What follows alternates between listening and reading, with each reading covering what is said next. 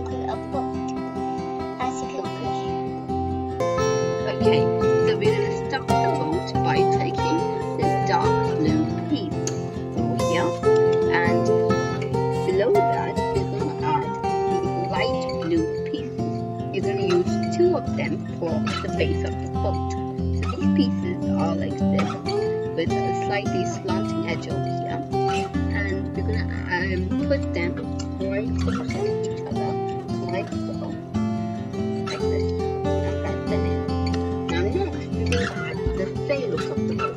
We're going to be using 2 of these white pieces, and use them as the sail of the boat.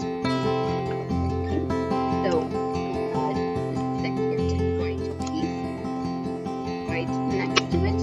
So make sure you add it in the opposite direction, like this, so that you get the sort of sail effect. Okay? That's a simple to make Lego boat. We hope you enjoyed. So we'll see you next time. Bye.